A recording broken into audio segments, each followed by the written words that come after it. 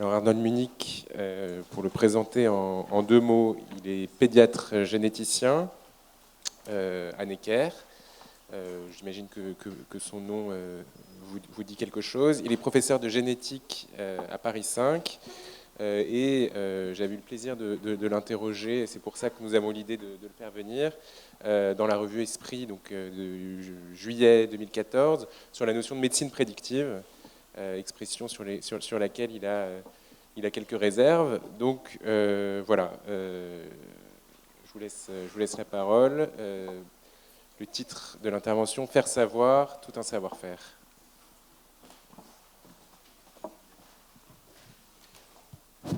Bien, merci beaucoup. Pardonnez mon retard, il est lié à une ambiguïté sur l'horaire, sur le site. Mon intervention était indiquée à 15 heures. Donc je suis arrivé un petit peu en retard, j'ai manqué le début de l'intervention de M. Azria, j'en suis désolé. D'abord, merci à celles et ceux qui m'ont donné la parole.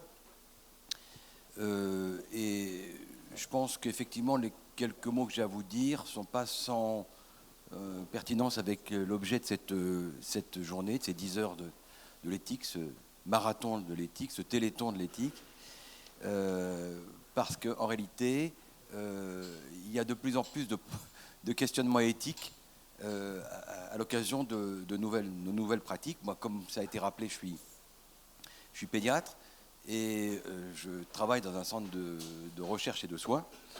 Et je vais vous expliquer pourquoi, l'expérience presque quotidienne maintenant d'un hiatus un peu inédit entre ce qui est techniquement possible, ce que la science peut faire, et ce que l'éthique peut accepter, ou encore ce que l'économie autorise.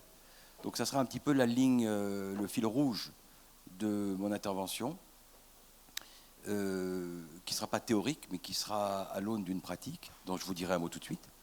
Mais je vous dis tout de suite le message, le point de départ et aussi le questionnement d'arrivée.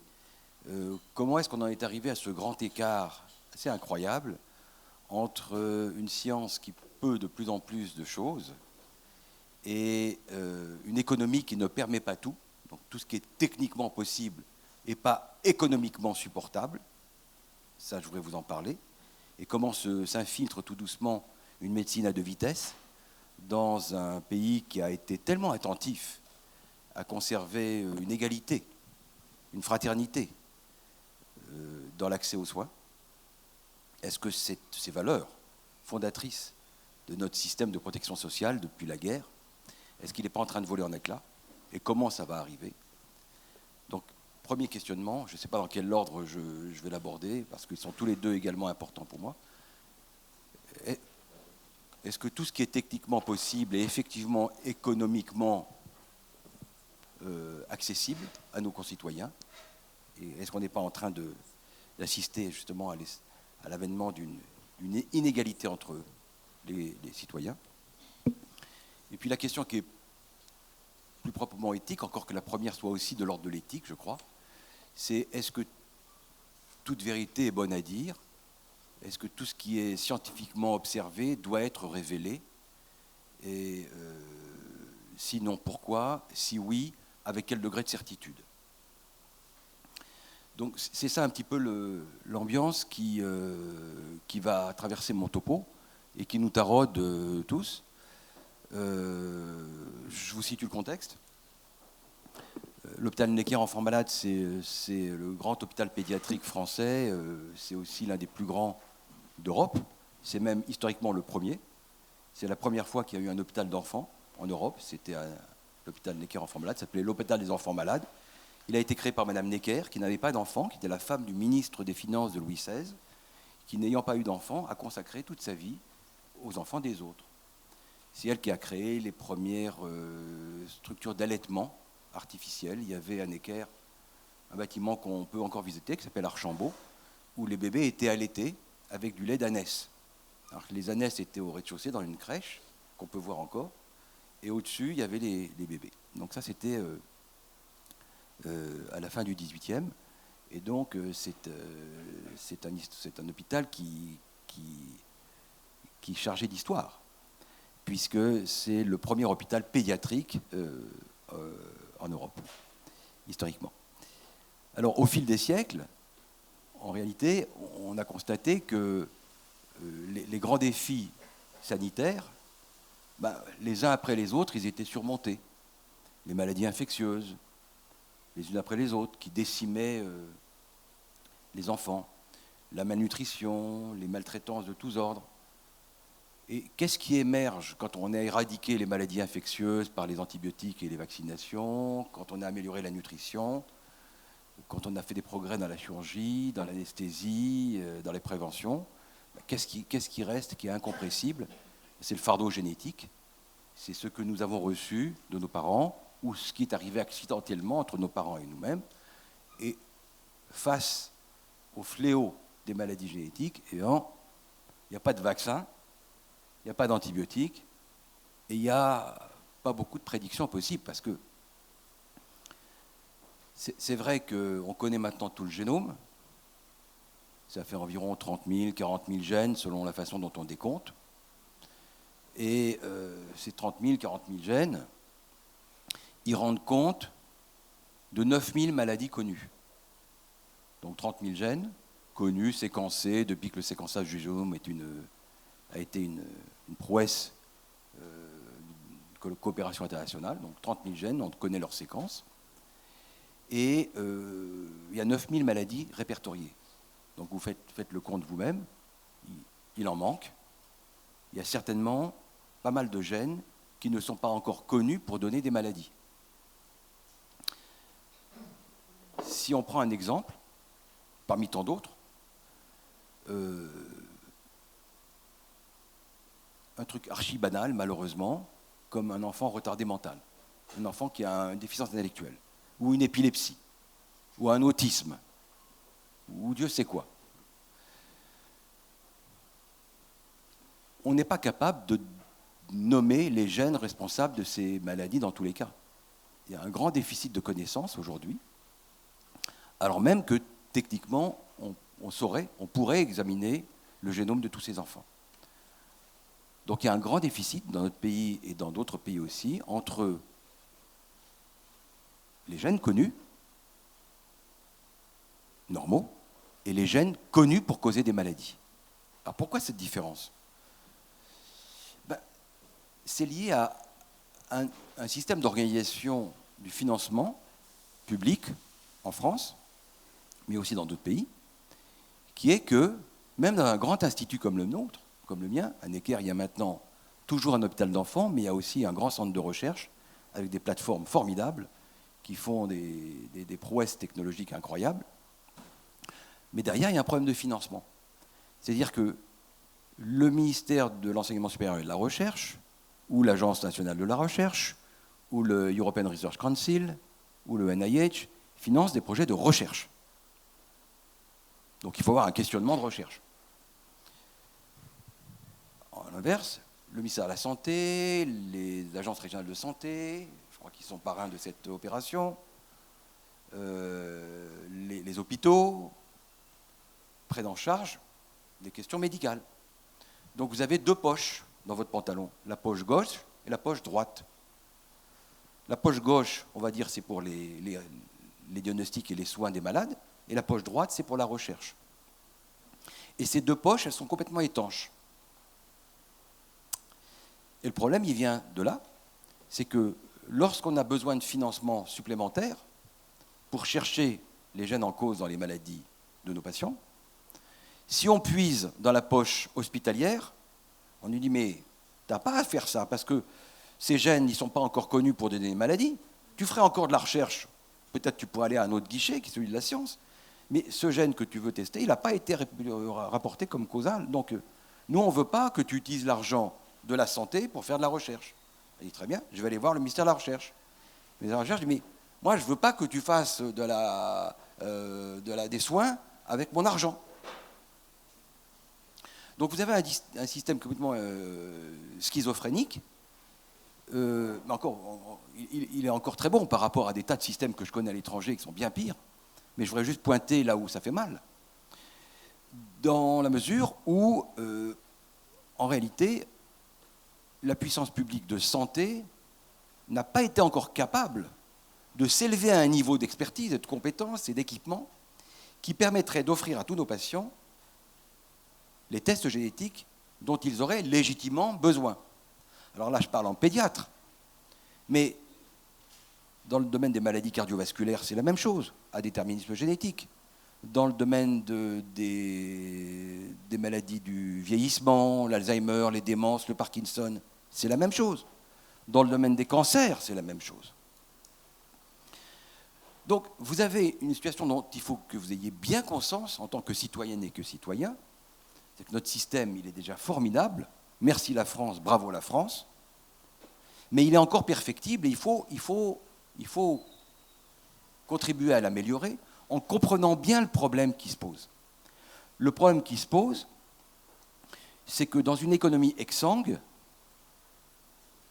comme la nôtre, dans un système de santé qui est à bout de souffle, où la santé coûte déjà 11-12% du PIB, le budget de l'État, vous savez que c'est 1600 milliards ou 1800 milliards, et on parle de 160 à 180 milliards pour le budget de la santé.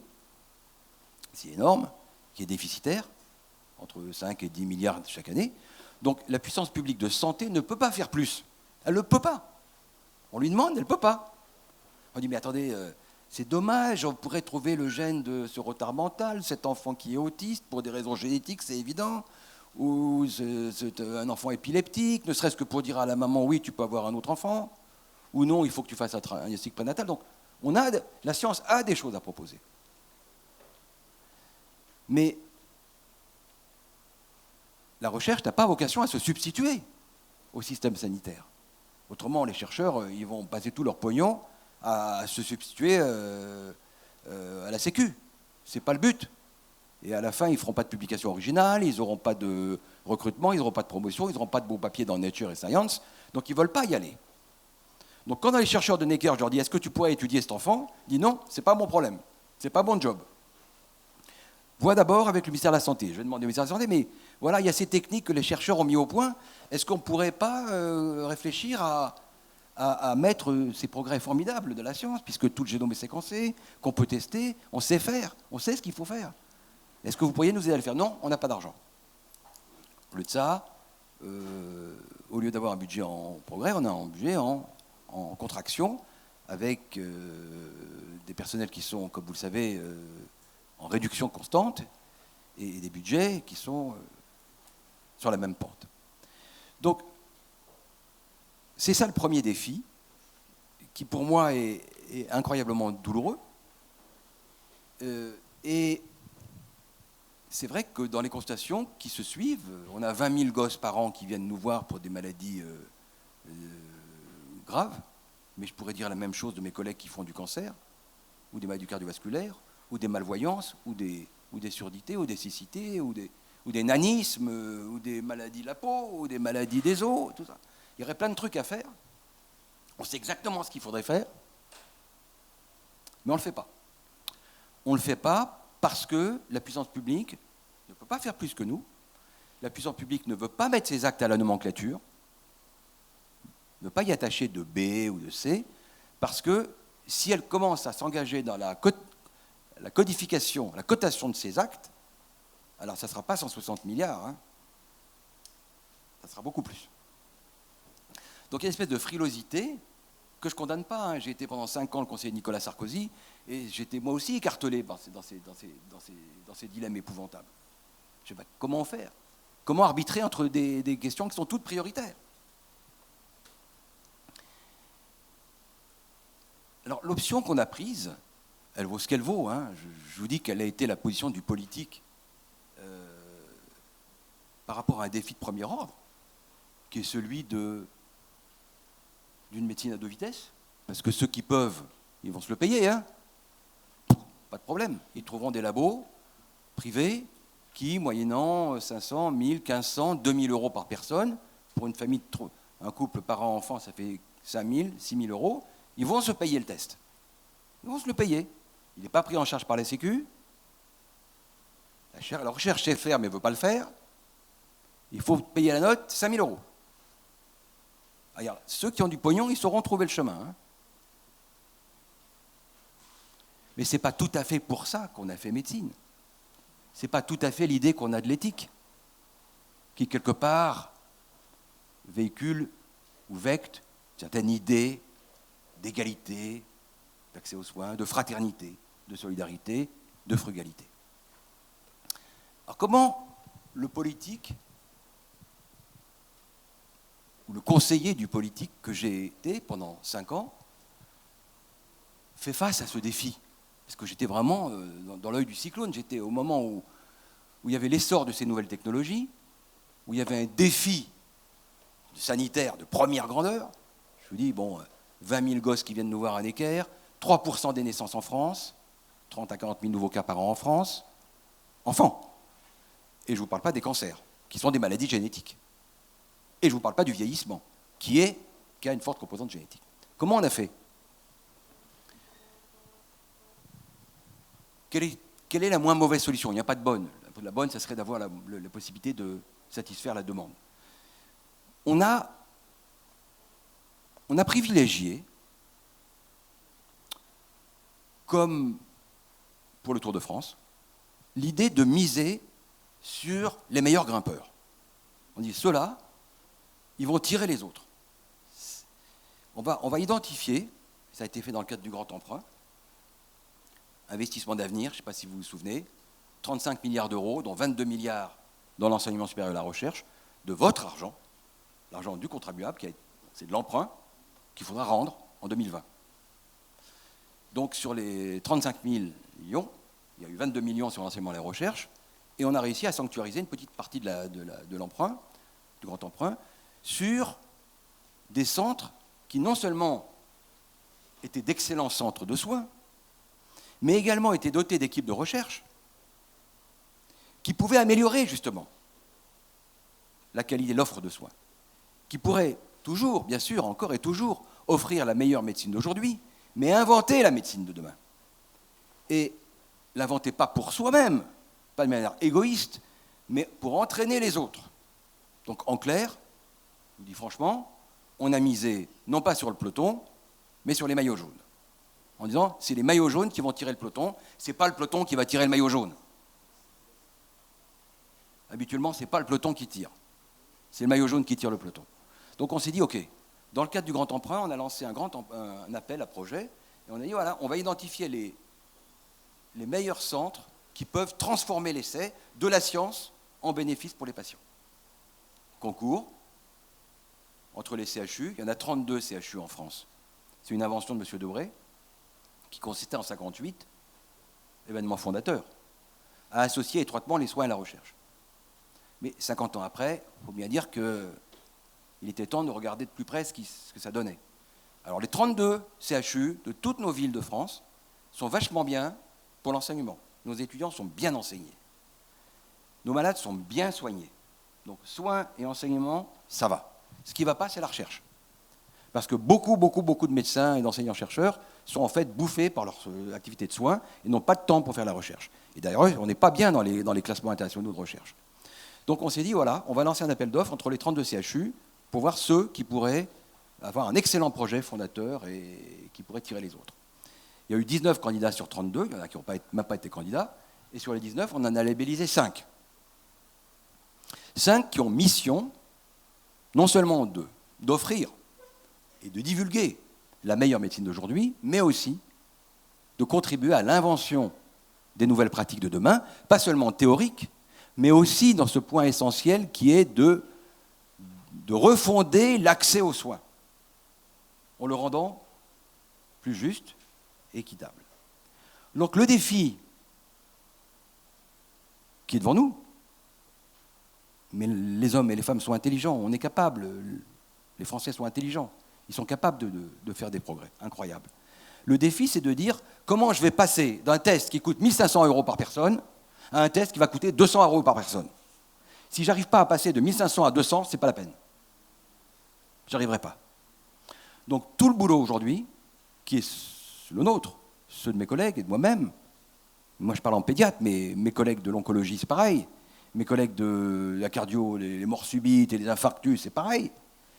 C'est comment on va transférer cette connaissance scientifique formidable en des bénéfices pour les patients, mais qui soit accessible à un système de soins qui restera, qui doit rester frugal et solidaire. Voilà. Comment on passe d'un truc qui coûte 1 500 € quand on s'en fout plein les fouilles dans un labo privé, à quelque chose qui coûte en fait, en réactif, en pépette, qui coûte 10 € de réactif, et qu'on peut réduire à 200 ou 300 €. Comment on fait pour résister à, vous savez, Google, 23andMe, toutes ces conneries qu'on voit sur le net, où on vous offre tout votre génome, et après, démerdez-vous. Parce que c'est ça le truc. C'est que si on n'organise pas un système, des pare-feux pour nos concitoyens, bien sûr qu'ils vont aller chercher l'information et trouver leurs réponses là où ils pourront, les pauvres. C'est-à-dire sur Internet, avec les marchands de soupe et les imposteurs de tout poil. Donc comment on a fait? On s'est dit, OK, on va avoir une stratégie par étapes. On va dire, attendez, quel que soit le signe, le symptôme de notre malade, il est autiste, il est retardé mental, il est nain, il est sourd, machin. On va déjà chercher ce qui est connu pour donner le symptôme ou la maladie. Et ça, le ministère de la Santé ne peut pas me le refuser. S'il s'amuse à me refuser les moyens pour tester quelque chose qui est connu, à ce moment-là, comme ils sont en obligation de moyens, cette obligation de moyens est opposable.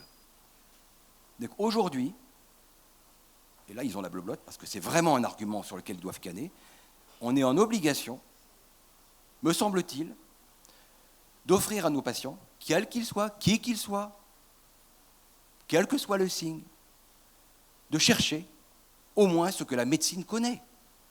Qu'on ne me dise pas, tu fais de la recherche avec l'argent de la santé. Non, non, je me cantonne, je m'en tiens à chercher ce qui est connu dans les publications que vous n'avez pas lues. Avec la puissance publique, il faut en être pour parler leur langage. Si vous envoyez juste des médecins ou des chercheurs parler avec des technos, à tous les coups, on se fait sortir. Mais quand un médecin ou un chercheur commence à devenir un peu techno, qu'il a fait un peu de cabinet, il connaît la faille et il sait là où ça fait mal. Et c'est à ça que j'ai servi, finalement. Au fond, c'est à ça que j'ai servi. Avec ma casquette de médecin et chercheur, j'ai pointé les besoins, j'ai apporté le début des réponses.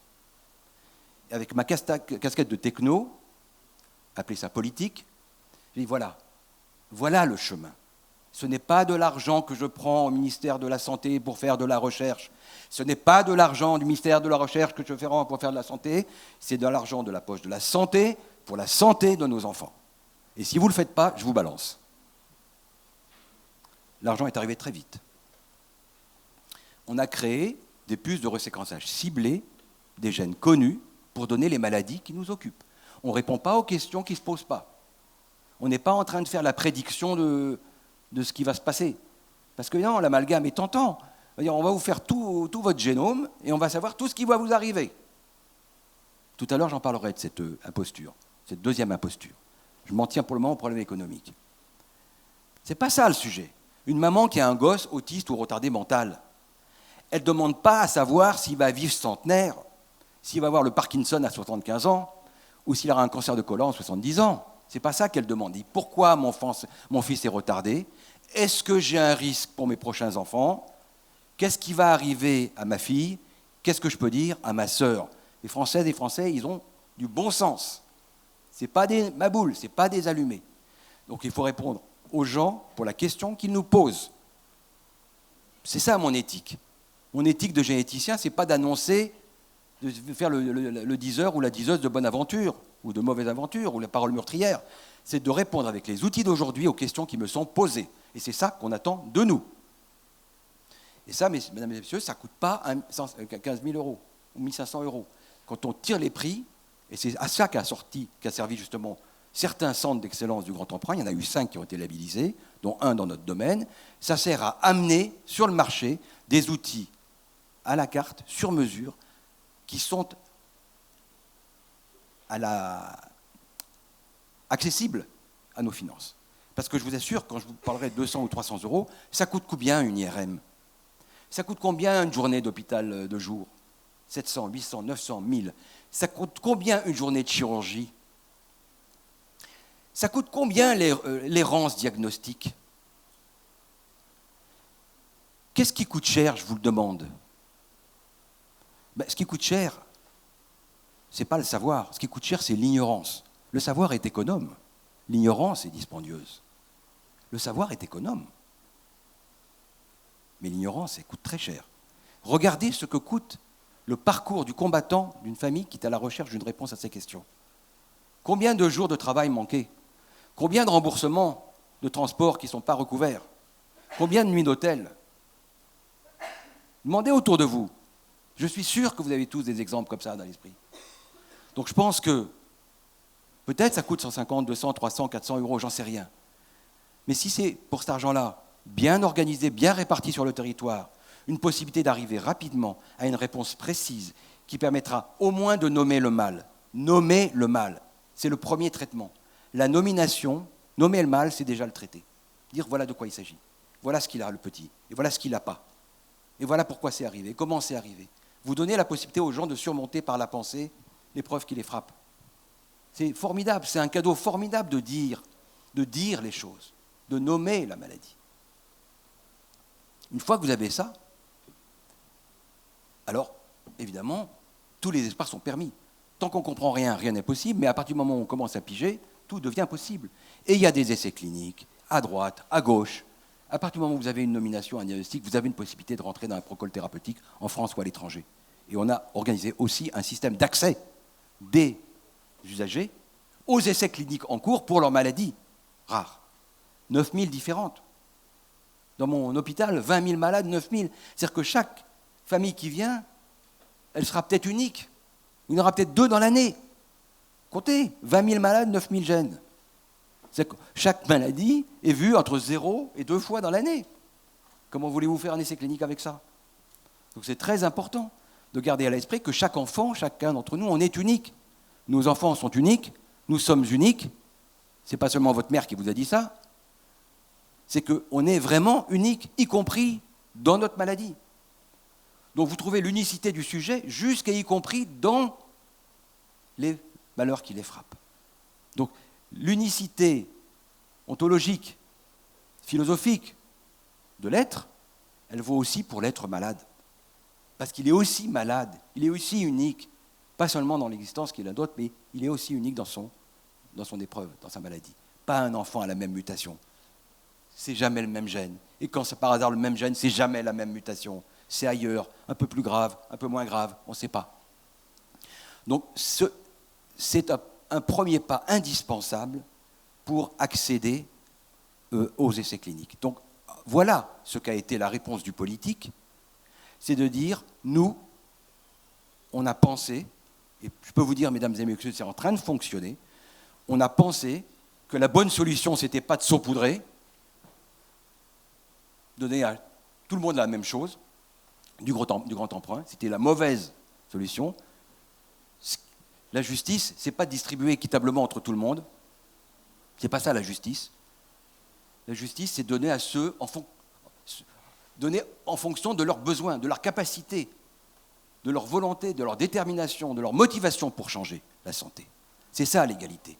C'est donner à chacun, non pas la même chose, mais en fonction de ses moyens, de ses talents, de ses ambitions. C'est ça qui a gouverné la décision du politique lorsqu'on a décidé d'identifier 5 centres qui sont en train de transformer la santé de demain, qu'il s'agisse de chirurgie mini-invasive, de maladies d'Alzheimer, des maladies génétiques, qu'il s'agisse de la cardiologie ou des maladies infectieuses. Donc c'est ça notre pari, qui est en train d'être tenu d'ailleurs, puisque les puces de reséquençage ont réduit, et sont en train de réduire, le coût de l'étude du génome, non pas de 1500, 2000 euros, mais à 200 ou 250 euros. Je voudrais finir avec un deuxième plan éthique qui me concerne énormément, qui me touche énormément. Je vous ai dit tout à l'heure que tout ce qui était techniquement possible n'était pas économiquement abordable. Je voudrais dire aussi que tout ce qui est techniquement possible n'est pas éthiquement souhaitable. Je ne pense pas qu'il soit opportun de dire tout ce qu'on lit dans les gènes de nos patients. Ce n'est pas du paternalisme de ma part. Quand je ne dis pas les choses, ce n'est pas par paternalisme, pour protéger un patient que je considérerais comme mon fils ou comme ma fille. Ce n'est pas cela. Quand je ne dis pas les choses, c'est que je n'en suis pas certain. Donc, tant que je ne suis pas absolument certain de ce que permet de conclure un variant de l'ADN, je me tais et je le garde pour moi. Donc vous voyez, entre le diagnostic et le pronostic, il y a un autre hiatus ouvert par la science, et je passe un temps fou, mesdames et messieurs, à taper sur la tête de mes étudiants internes, chefs de clinique et même agrégés, pour leur dire, toute vérité n'est pas bonne à dire, un diagnostic ne dicte pas un pronostic. D'abord parce que tu ne sais pas exactement ce que l'avenir réserve avec tel variant, et d'autre part, tu ne sais pas quel essai clinique va transformer l'existence de patient demain, après-demain, dans 3 jours. Eh bien, hélas, et c'est ça qui me choque profondément sur le plan éthique, puisque c'est ça qui nous rassemble, c'est comment les jeunes professionnels, dans un but de s'amender, de s'affranchir, ou face à l'impuissance qui leur est intolérable, ou Dieu sait pourquoi, ont une tendance à balancer toute la purée. Vous voyez ce que je veux dire ? On n'a pas à balancer toute la purée à des patients. Pas tout et pas tout de suite. Pas tant qu'on n'est pas sûr de ce qu'on raconte, pas tant qu'on n'a pas été capable d'assortir un projet thérapeutique de nature à enrayer l'évolution. Donc, cette affaire du génome, au fond, c'est un des plus grands défis éthiques lancés à notre communauté. Je vous le dis franchement, je ne sais pas comment était l'éthique avant, je sais comment elle est aujourd'hui et comment elle sera demain. Elle va être très difficile. Parce que vous savez, séquencer un gène, hein, c'est rien du tout. Séquencer un génome, c'est presque rien. Faire une prise de sang à un patient, ça prend 5 minutes. Mais expliquer à un patient en quoi ça consiste, et qu'est-ce qu'on va faire, et qu'est-ce qu'on a à attendre d'un test génétique, c'est ça, mesdames et messieurs, qui prend des heures, et des heures, et des heures. Et pourquoi les consultations de génétique durent au moins 1 heure ou 1 heure et demie ? Pourquoi elles sont faites toujours en présence d'un psychanalyste ou d'un psychologue ? Pourquoi elles sont toujours faites en tandem ? Pourquoi il y a toujours des staffs ? Pourquoi il y a toujours le vieux sur le dos des jeunes ? C'est justement pour éviter que ces paroles génétiques deviennent des paroles meurtrières, des coups de fusil à bout portant contre les gens. Et c'est ça, je crois, et je finirai par là, je crois que c'est ça l'honneur de la médecine française en général, de la génétique médicale à la française, comme disent les Allemands, ils parlent de notre médecine comme de Franz Ludwig modèle. C'est le modèle qui passe un temps fou, à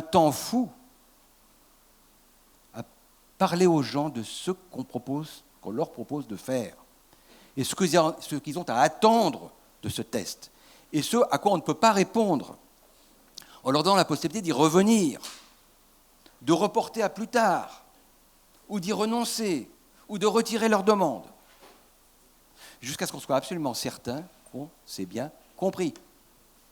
Eh bien ça, mesdames et messieurs, cette éthique-là, cette dimension-là de la médecine, cette dimension éthique de la médecine, croyez-moi, et j'en resterai là, elle est beaucoup plus difficile, beaucoup plus humaine, beaucoup moins acquise, entièrement à construire, que la science dont on se gargarise.